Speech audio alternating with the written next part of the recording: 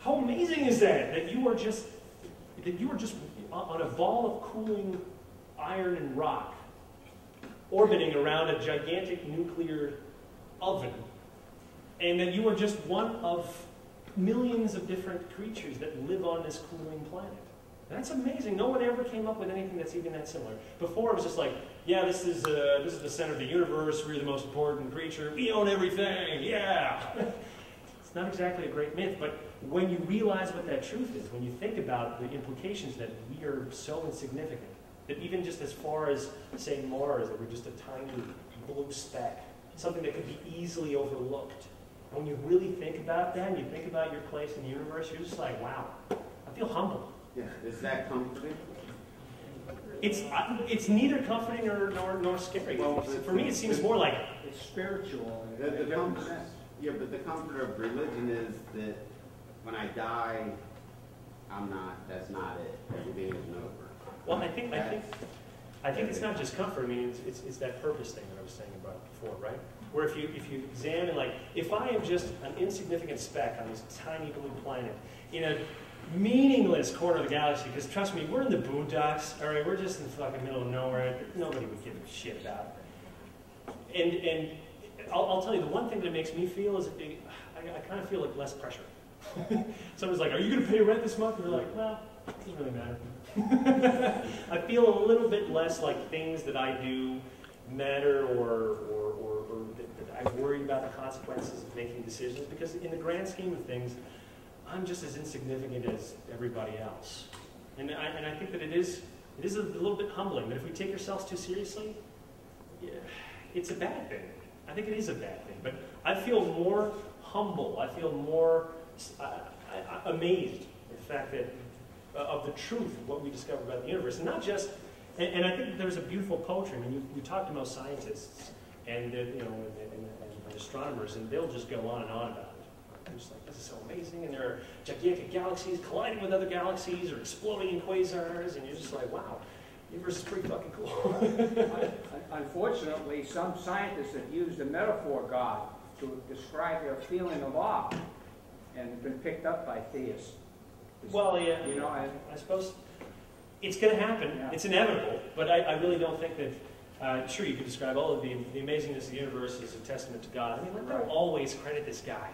It's like it must be the best job in the world. It's like, you ever wonder, a guy comes up and he's like, I just want to thank Jesus, and Jesus is like, woo, it was all me. It was all me, everybody. And you're just like, fuck, you didn't do anything, dude. You didn't. The guy won. You didn't win. Taking credit all the time. I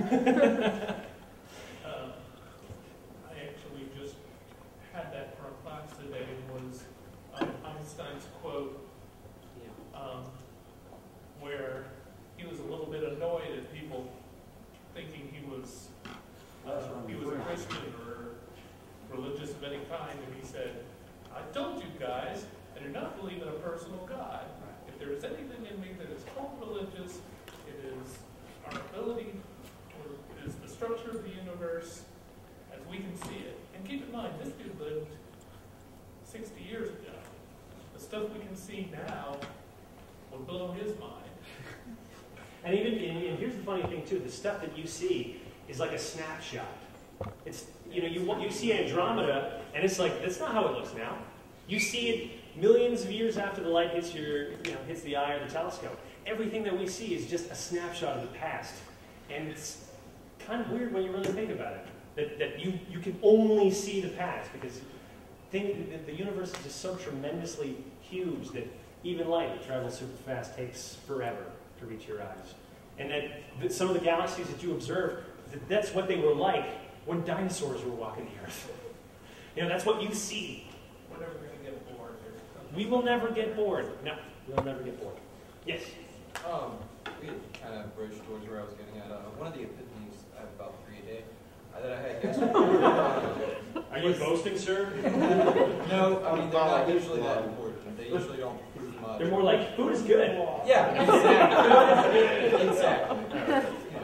But it was that, it seems to me like as the modern world progresses in technology and all these things that we have, it's almost helping God out in essence. Because if you were to take, an Aborigine from way back when and put him in this technology world where I can literally pick up a little tiny piece of something, call someone, and be instantly transported all the way across the world.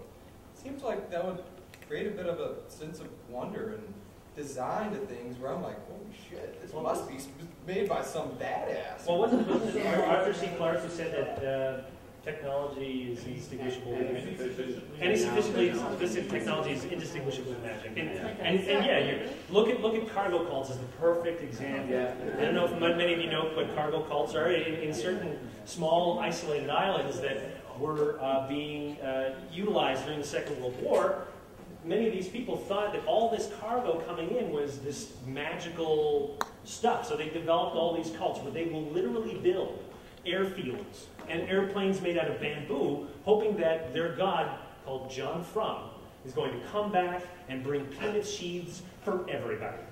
This is a literal belief. And yeah, it strikes us as absolutely absurd. It's like the argument in one of my old philosophy classes was, quite frankly, it's the intelligent design theory of, like, say you were to, give one of those people on an island an iPod, it plays music magically in appearance because you can't see the inside, but in actuality it was, 14 dudes in a physics lab figuring out how to condense these coils. But ultimately, here's the thing: is the world becomes flatter and we fully integrate ourselves. I mean, you can take in New Guinea, when they fully explored it, they had found there were hundreds of tribes that had never gone beyond about 5-kilometer radius. In fact, New Zealand had the most languages on Earth. There was I think 1,000 different languages.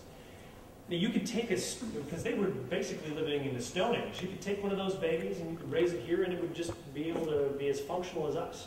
So it's true that there might be, because there is a bit of disparity, there might be individuals that have a somewhat less sophisticated culture that might view this as magical. But in the long run, it's not likely.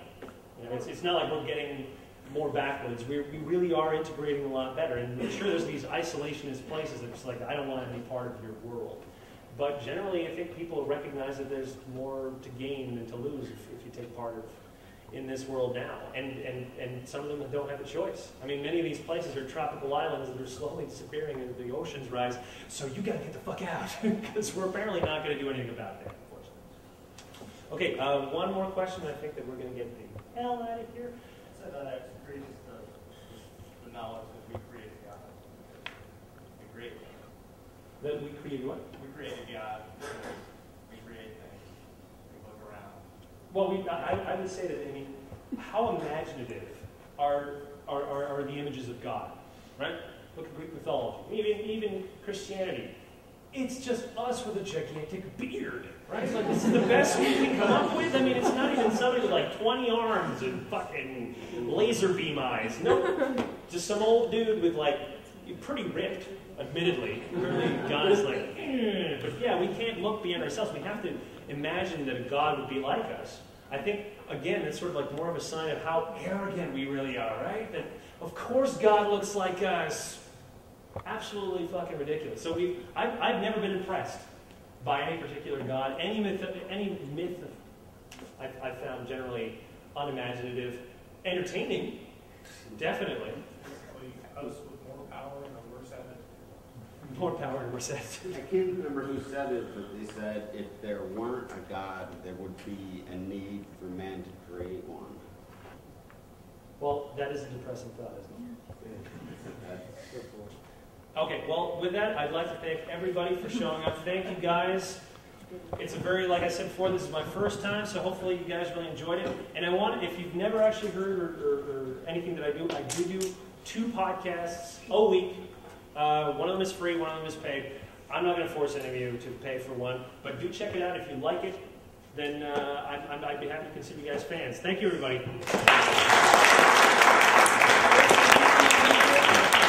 Oh, and anyone who wants to come out and have some drinks, fucking come on. Let's do it. Let's do it! I thought everybody was going to mug you now.